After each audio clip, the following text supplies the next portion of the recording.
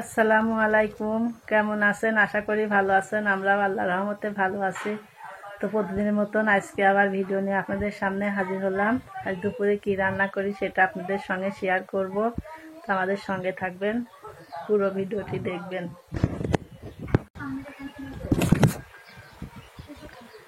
এই তো আমি রান্নাঘরে যাচ্ছি, নতুন আলু নিয়ে আসছি। নতুন আলু দিয়ে এখন আমি মাছ চচ্চড়ি করব। এই যে নতুন আলু আর টমেটো ভাজি করব। এই যে টমেটো আর নতুন আলু দিয়ে, এই যে আমি এই কি মাছ বলেন আপনারা জানি না, তো আমার দিকে ঝিলিক মাছ বলে। এই মাছগুলো চচ্চড়ি করব।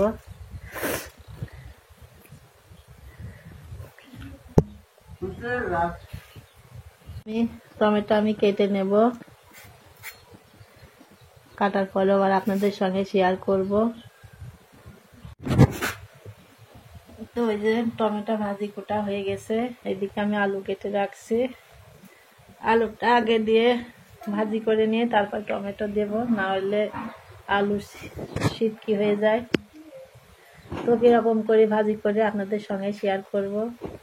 আপনারা কীভাবে ভাজি করেন অবশ্যই কমেন্ট করে জানাবেন।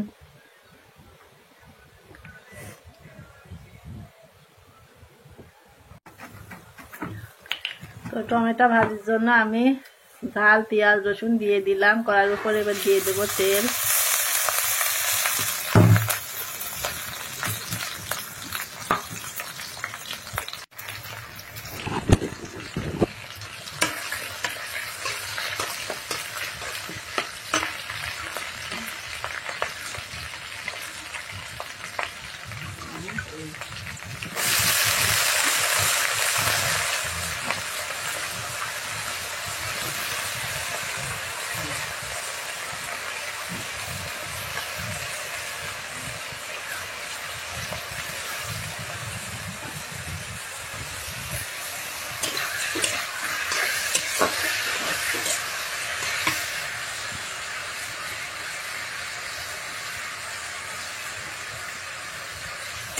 আলু দিয়ে দিলাম, এবার দিয়ে দেবো লবণ। আলুটা একটু ভেজে নেব, তারপরে আমি টমেটো দেব।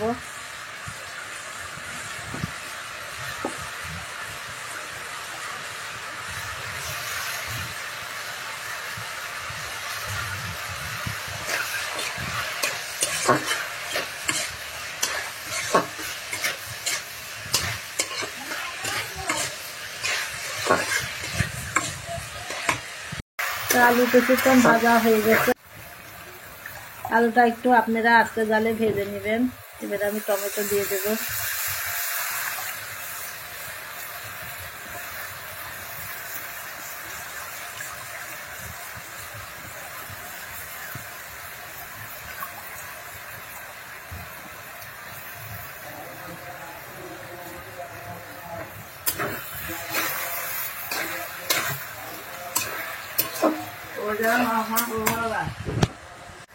হলুদ আর লবণ দিয়ে দিচ্ছি, আবার থেকে একটু করে। এবার আমি সুন্দর করে নেড়ে চেড়ে ভাজি করব।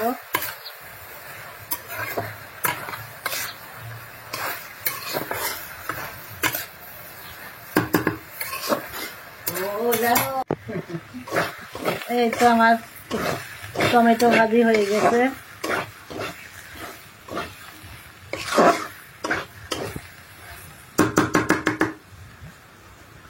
এবার আমি নামিয়ে নেব। এই তো আমি মাছ চচ্চড়ি মাখিয়ে নিয়েছি, হাতে মাখাইয়ে আমি এখন চুলার উপর দিয়ে দেব।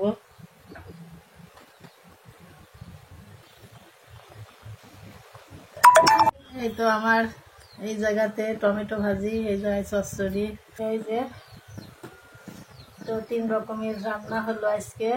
তো আজকে চচ্চড়ি দিয়ে আমাদের আজ খাওয়া দাওয়া। আমার বিয়ায় আসছে হঠাৎ করে, সকালে উঠে শুনছি বিয়ায় আসবে।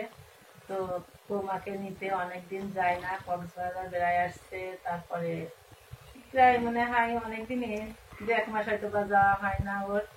তো আজকে আমার বিয়ে হঠাৎ করে আসছে নিতে। তো কি রান্না করি সবকিছু আপনাদের সঙ্গে শেয়ার করব। তো আমাদের ভিডিওটি দেখবেন। তো বিয়ে আসছে আজকে আমার বৌমাকে নিতে, দেখি কি কি বাজার করে নিয়ে আসছে।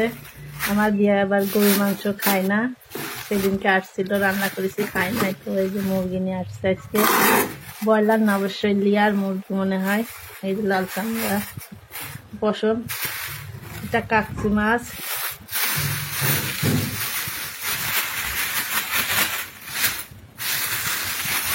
আর এটা মুরগি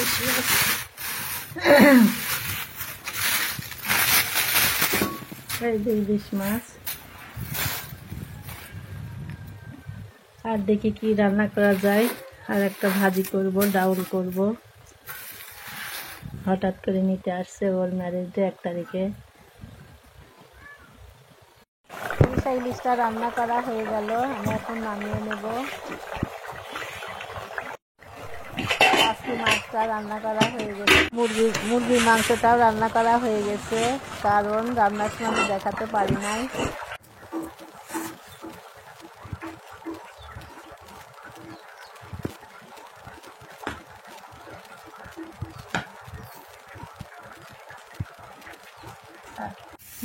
এই তো আবার জিয়েল মাছ রান্না করবো, তার জন্য ফ্রিজে ছিল, বের করে ভিজাই দিলাম।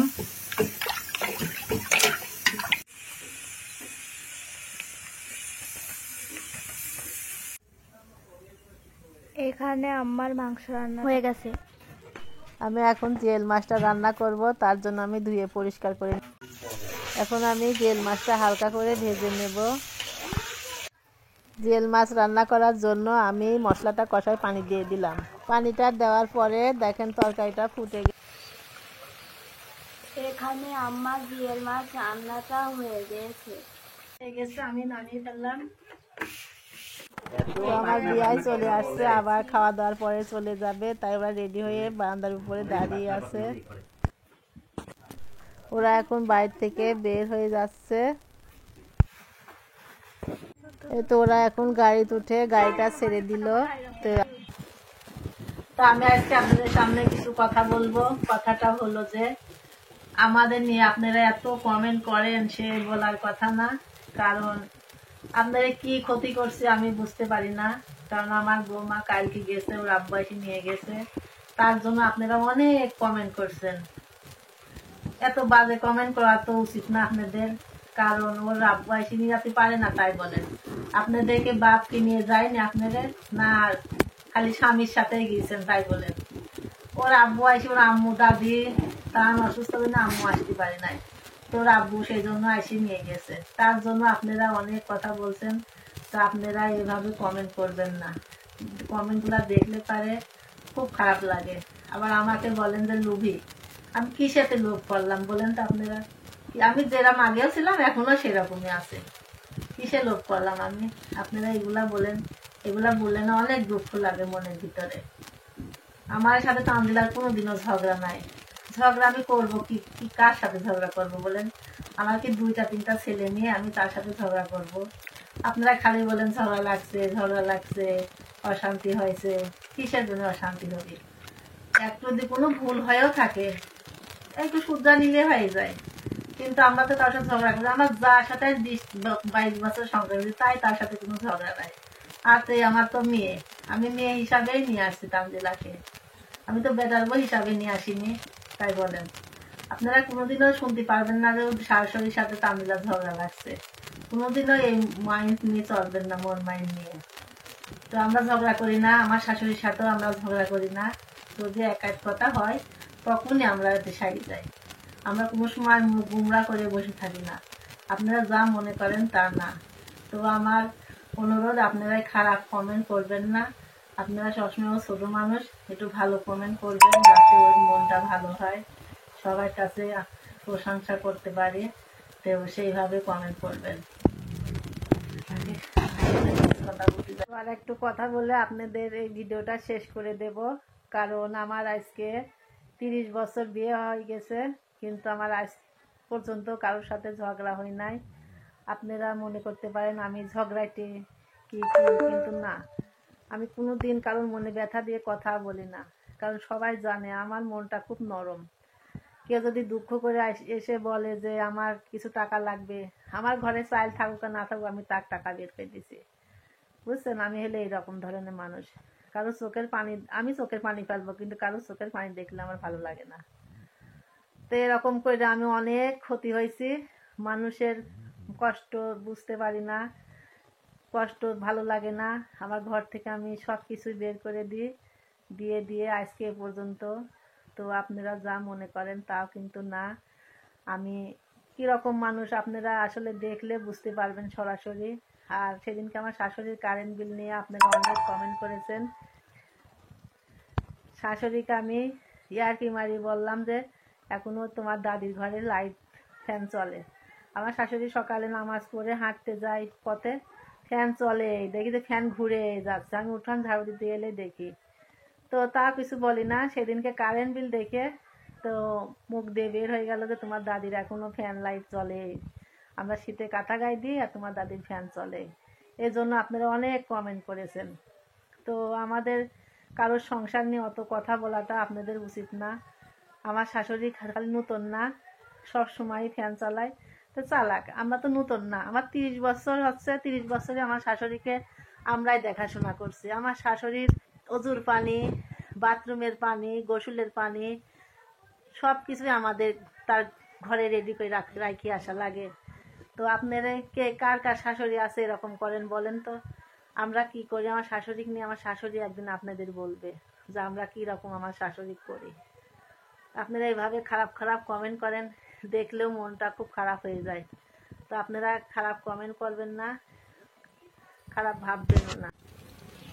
তো ভিডিওটা আজকে এই পর্যন্তই শেষ করলাম, আর কিছু কথা বললাম না। তো যতটা খারাপ মনে করেন আমরা ততটা খারাপ না। আপনারা সরাসরি এসে দেখেন কিরকম আমরা মানুষ, তো অবশ্যই বুঝতে পারবেন কিরকম আমরা। তো আজকে এ পর্যন্ত ভিডিওটা শেষ করলাম। আল্লাহ হাফেজ।